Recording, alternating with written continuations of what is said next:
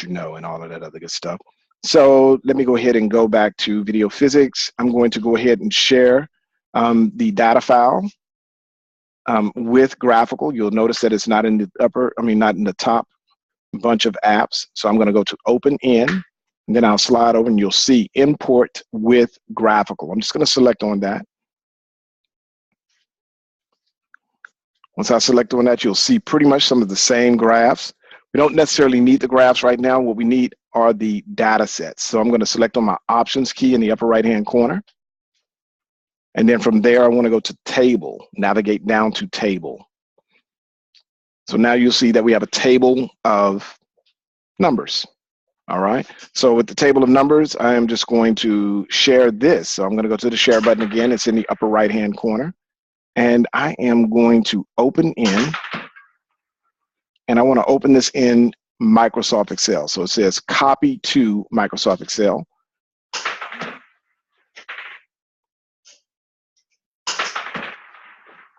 So as you can see, it's carrying the name right over. Once it opens in Microsoft Excel, now look, you see this mistake here? This happens when you haven't opened Microsoft Excel for that day. So I just need to go back. I just need to go back into graphical and share it again.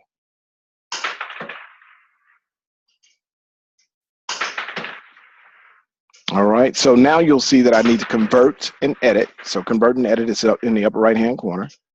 And I don't want to just place it in Dropbox. I need to navigate to my physics folder. So be aware that you need to navigate to your physics folder. So the physics folder is unit circle. It's going to be trigonometry 1. That means that we're going to have a trigonometry 2. And I'm going to say 2. I'm just going to select that folder. So now we have our data set. Normally I ask you guys to save a pristine data set, but you don't need to do that this time simply because it's in graphical right now. And we could always go back to graphical and pull this data right back in. So we'll just let that be our pristine data set. In fact, I want to start doing this. So I'm going to make this my practice, say save data file, and I'm going to import with Dropbox.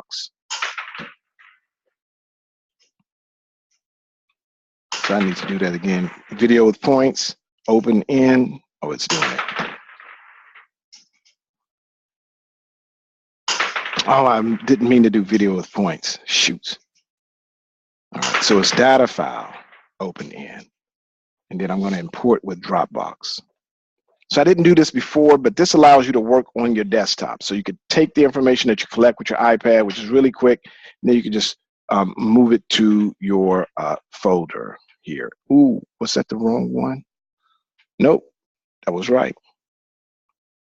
So I'm going to go back to the unit circle here. I'm going to double click so I can see what I'm working with. All right. So if you remember the theory, did we have time in the theory? No. Did we have X in the theory? Yes. Did we have Y in the theory? Yes.